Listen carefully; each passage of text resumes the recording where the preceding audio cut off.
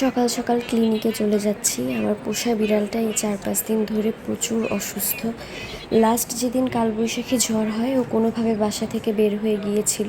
পুরো সময়টা সে বাইরে ছিল। প্রচণ্ড বজ্রপাত, বৃষ্টির ঠান্ডা পানি আর বাতাসে সে প্রচণ্ড ভীত হয়ে যায়, তার শরীর খারাপ হয়। বাসায় আসার পরে দেখি তার জ্বর, ঠান্ডা আর ডায়রিয়া হয়। সে বমিও করছিল, প্রচুর খাওয়া দাওয়া বন্ধ করে দিয়েছিল। পরে আমি বাসা থেকেই অনলাইনে একটা ডক্টর দেখাই তাকে। ডক্টর দেখানোর পরে ডক্টরের ওষুধ আমি বাসায় শুরু করি। দেখি তার অবস্থা আরও খারাপ হয়। পরে আমি তাকে দ্রুত একটা ক্লিনিকে নিয়ে যাই। ক্লিনিকে গেলে তার ট্রিটমেন্ট শুরু হয়।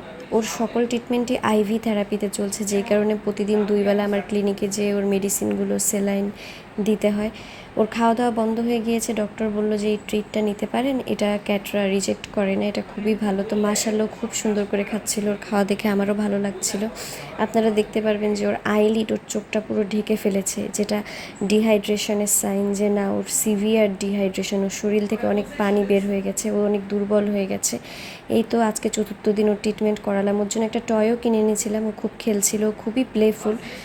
আপনারা দোয়া করবেন ও যেন সুস্থ হয়ে যায়। ওর চোখটা ঘোলা হয়ে গেছে ডিহাইড্রেশনে, এমন অবস্থা। ওকে নিয়েই আমি এই কয়েকদিন প্রচুর ব্যস্ত, যেই কারণে আমি ফেসবুকেও অ্যাক্টিভ নই।